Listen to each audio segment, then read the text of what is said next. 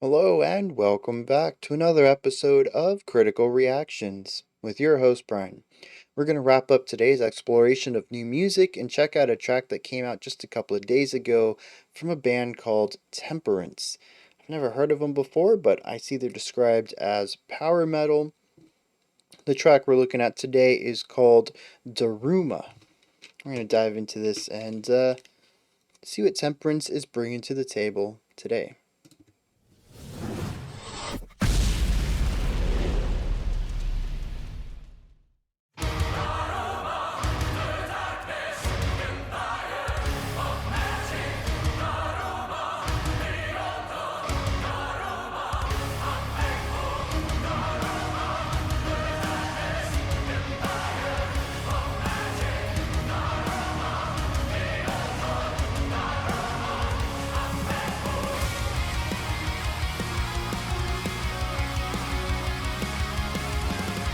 I noticed some heavy clipping in that last section,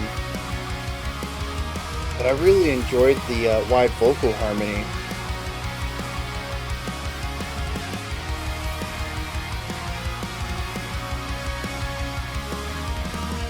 The strings are a nice touch.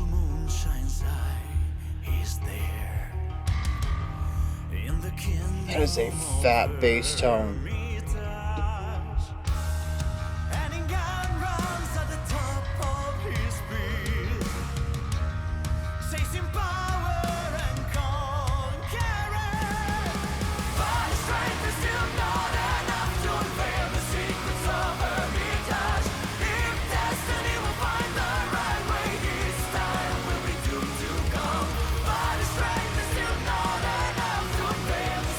I'd like just a little more separation between the vocals here. They're kind of blurring into a unified voice. But the wide harmony is really nice, especially with the violin dancing around that idea as well. Nice belt.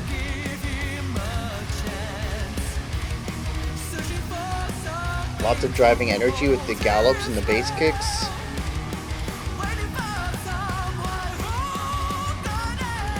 Nice little bit of compression there.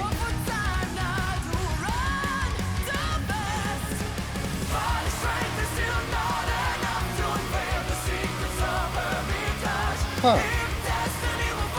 She's given a little bit more presence in this mix that wasn't there last time. I wonder if they give a little bit of extra oomph to whoever sung the verse line.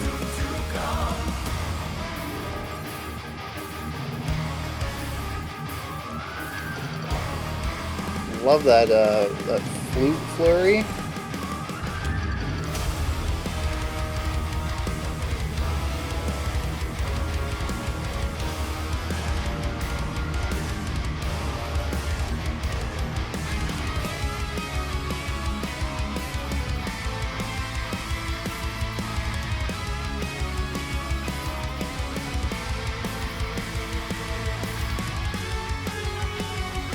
I like this guitar line,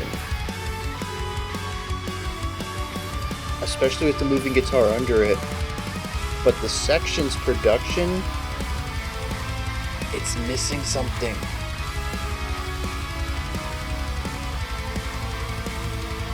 I want to come back to this in a second when it's over.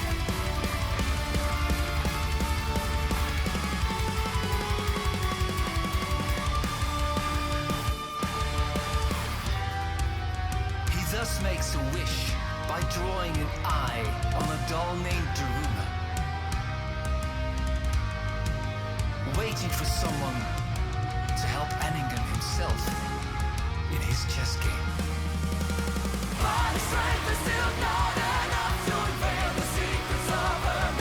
I want to see that bass again.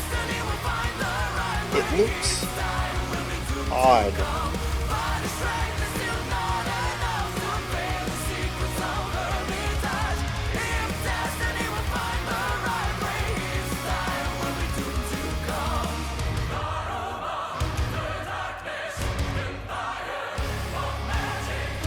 And they're not going to show it again. Okay.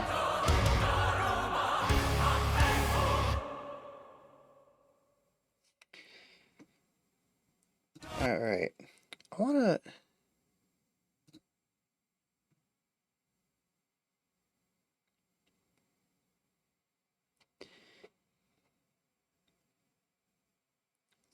I don't know. Everything about it looks right. The strings are going in the right order. The knobs are in the right place. For whatever reason, I feel like the small piece should be on top with the more full body shape on the bottom of the neck. Maybe that's just a personal thing. Maybe it's just how it's usually done. Yeah, that's how it's done on my bass. Uh, but I guess it doesn't make it wrong. And actually, it makes it really easy to get up to those higher frets since the opening is where your hand is going to be.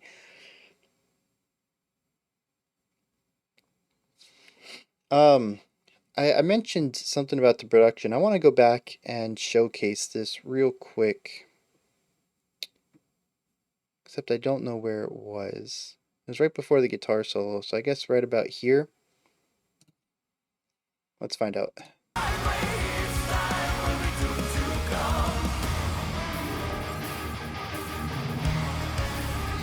I'm going to skip forward a second. Yeah, hear how wide this is?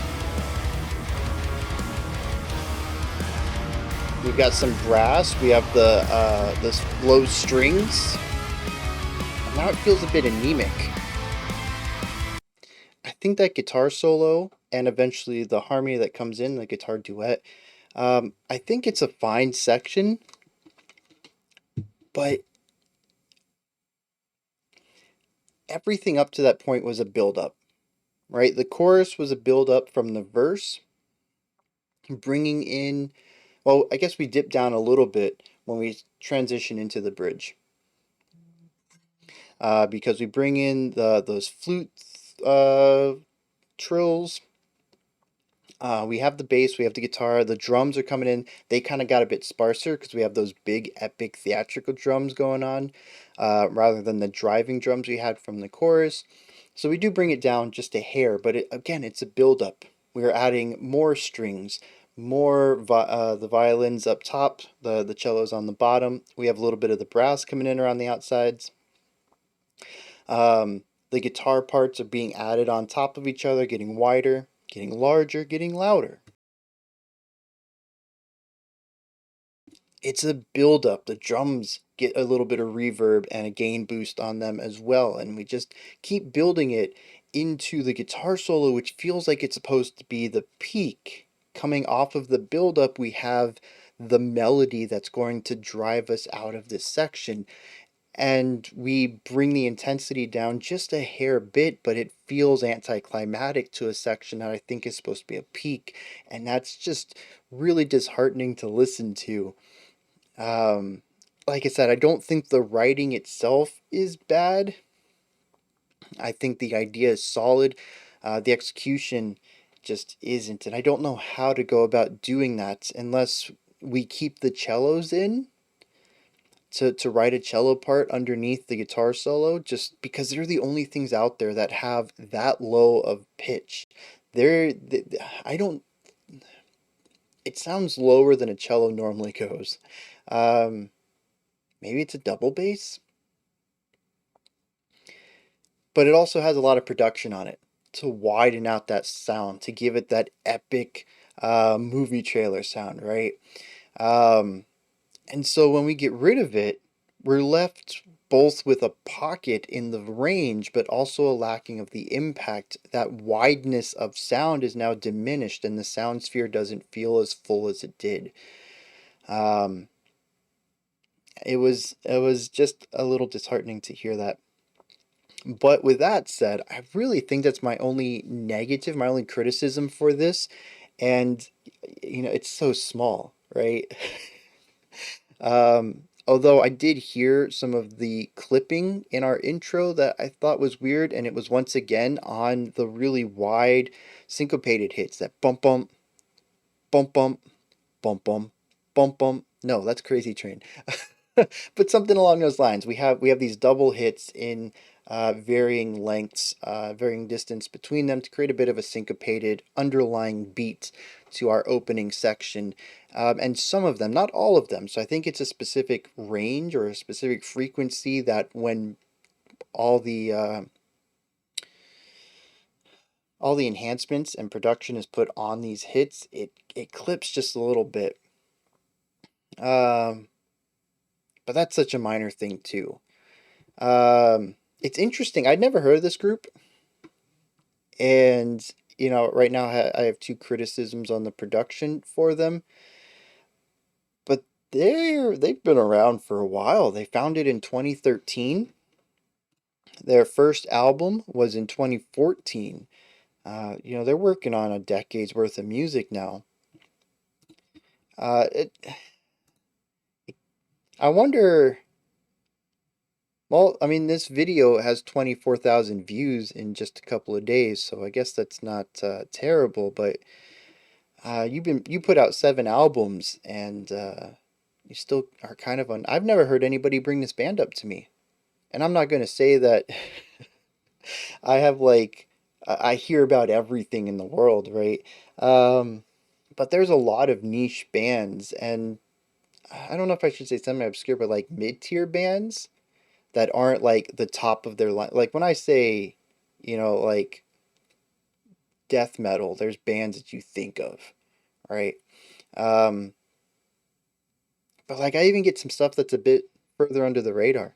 So I don't know quite how unknown Temperance is, but I hope if nothing else, this video brings them out to a wider audience because despite my two little production woes, I really enjoyed this. There's so many cool. Well, I have one more production woe, I guess, which I mentioned in the reaction was that in the chorus, I would like a little more separation between the vocals because they do kind of blur into just a homogeneous choir sound.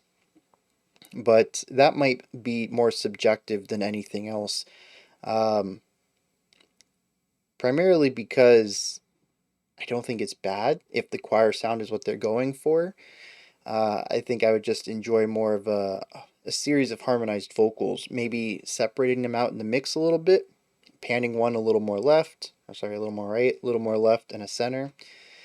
But it's not bad for what it is. It just, I think my taste would have wanted something different. So that's not really a criticism, that's just a subjective thing. But aside from that, I promise the list will not go on past those three.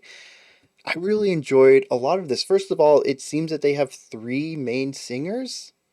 The one didn't get a verse, so maybe they're purely backup, maybe they're purely for harmonies, but we at least have two singers who got verses on here, and I think both of them are fantastic singers.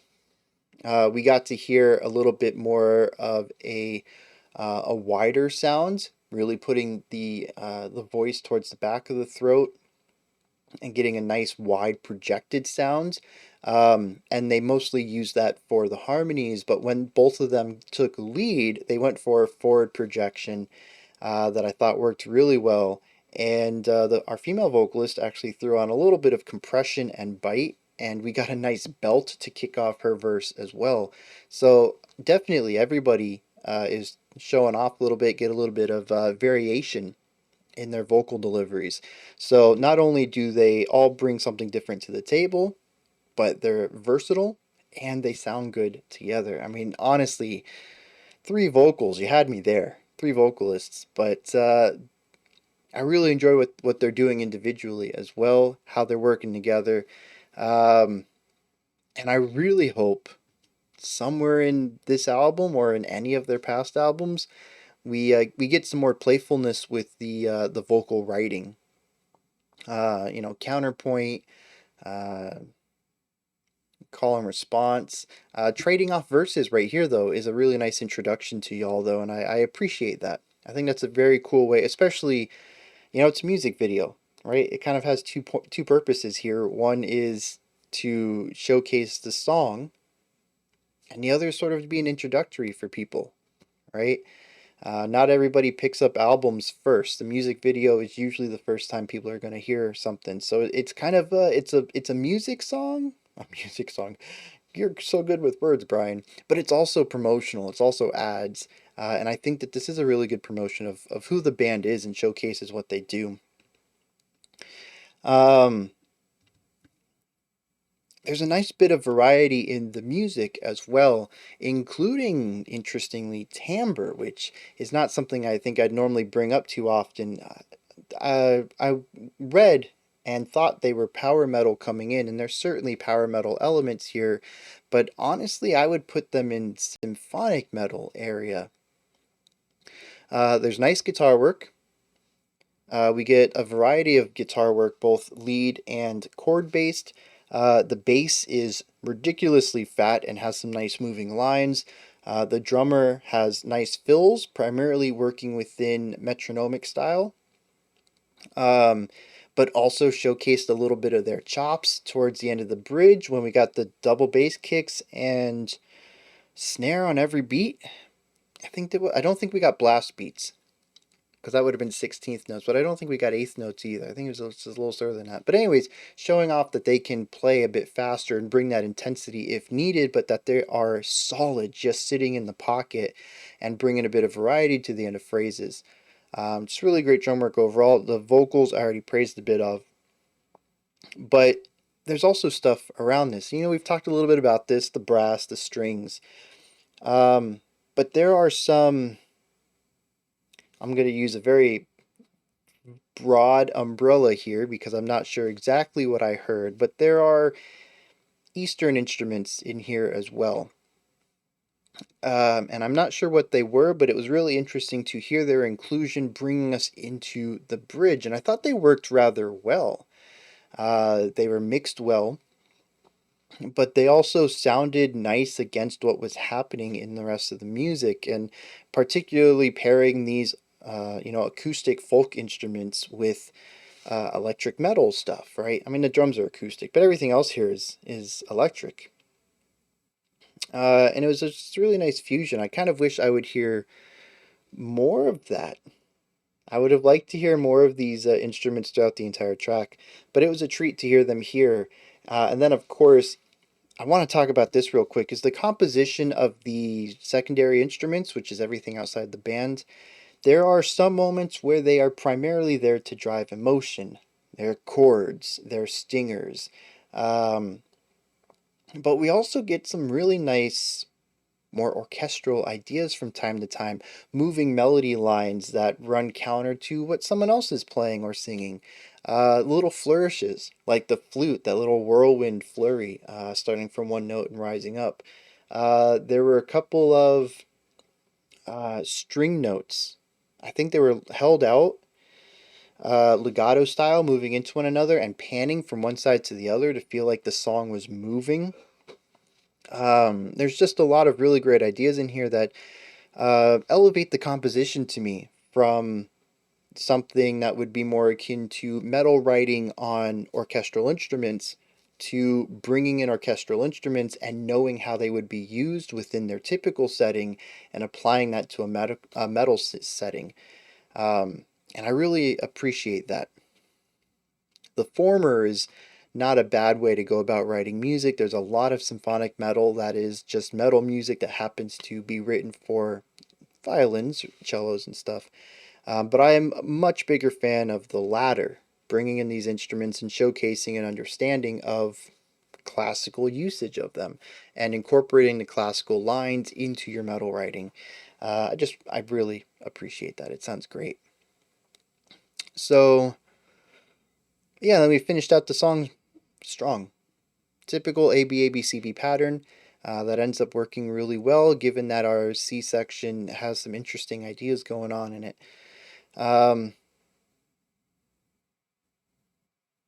Yeah, let me dig into some lyrics here, see what's going on there, and then we're going to wrap this up.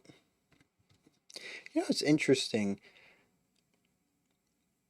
I don't know why this didn't click with me during the reaction, the listen.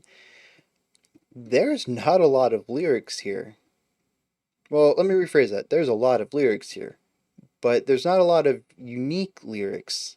Our two verses are 4 lines each. Our chorus is 8 lines, but they're repeated, so it's actually a group of 4 we hear twice.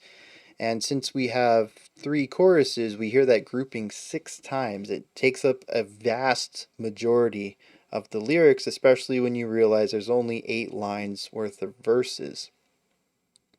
We do have uh, a stanza for our intro that's repeated in our outro, and we have a spoken word bridge that pushes the story forward. But a majority of this, probably a good 60% of it, is the chorus.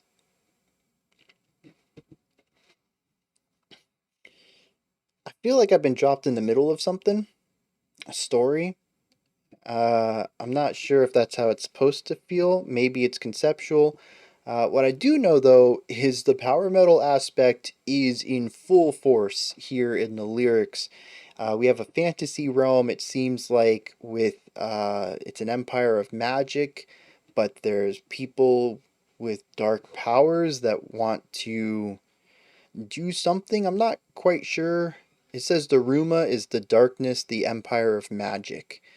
Um, but then we go to another, the kingdom of hermitage, and there's somebody. Oh, Anningen, Anningen, Anningan. This person, when the full moon shines high, he's there in the kingdom of hermitage, running at the top of his speed, chasing power and conquering, waiting for fate to give him a chance, searching for something to hold his spell, waiting for someone who could help, or for time not to run too fast. They're chasing some sort of destiny and power in order to do something. I'm not sure what that something is. And the chorus states that his strength is still not enough to unveil the secrets of Hermitage. If destiny will find the right way, his time will be doomed to come. So he seems sort of like a protagonist character who has a journey set out before them, and there's a time limit on it, which is going to create some anxiety and tension throughout this journey. And it sort of just stops there. It feels more like a plot to something, or the kicking off of events, your Act One kind of stuff, the call to action, more so than a full 3 act story here. And that's why I said I feel like I've been dropped in the middle of something, but simultaneously it doesn't carry anything else. So I'm gonna go out on a limb and kind of assume that this is either about a larger work and you're supposed to know about this other story or novel and it makes sense within that context, or this album is a concept album, which, being power metal, feels perfectly appropriate for. But yeah, that's generally what the song is about, though. We got this dude who needs to go do some stuff and time's against him, and there's a dark power that is coming up as well. As usual, I'll try to tie this back to the music, and aside from just the epic theatrics of this, um, I don't really see any sort of tension or anxiety or stress about this time limit in the music at all. I don't see any of this rush. Says that he runs at the top of his speed. Um, none of this tension I feel is brought in the music, especially with the guitar solo being as, I don't want to say it's lackadaisical, but it sort of just is. The guitar solo certainly isn't trying to rush through it at all. It takes its time, which works perfectly for the song. I'm not saying that a shredding would have been the way to go about there, but I do think the rising intensity with the wide sounds around the edge of it is this rising tension in the bridge that would have led to this guitar solo that really should have took off running some way. Maybe not shred the whole way through, but bring some tension in there. And some of the chord progressions in here with the melodies put on top of them do lend into some spicier ideas, but for the most part, the song feels very safe and comfortable and calm, which I think my best read on that would be that this is some sort of person recounting the story. The person themselves do not feel the stress of our protagonist. Um, but I think the more accurate read of this is that they wrote a pretty great symphonic metal track and then wrote some lyrics and smashed the two together, which is what a lot of bands do. I definitely don't take points away from that. I just think it's really cool when themes can line up, and I do typically add some points for that. Anyways, I'm kind of blown away by this, particularly all the vocalists in here. I'm just a sucker for multiple vocalists. Um, and while I don't typically check out power metal or symphonic metal, I am gonna listen to this album when it comes out. I don't know if it's out yet or not. October 20th. Yeah, I'll put it on my watch list. When October 20th comes around, I'll be like, what is this? Why did I put this on the list? And I'll listen to it. I'll be like, oh, yeah, this was good stuff. All right, let's wrap this up. Those are my thoughts on Temperance's Daruma. Let me know your thoughts, comments, perspectives, opinions, any of that. Put it down in the comment section. Above that, in the description box, you'll find a link to Linktree. Takes you to this menu. You can find my music, ways to support the channel, a link to the Discord server, and so much more. Above that, if you could, like, subscribe, and ring the bell, I greatly appreciate all three. Alright, that wraps it up for today. Be back tomorrow. Got my theme thoughts going on in the morning, and in the evening, we'll check out a full album. Yeah, until next time, remember to be critical but not cynical about the music you listen to, and have a fantastic morning, afternoon, or evening whenever you choose to watch my videos.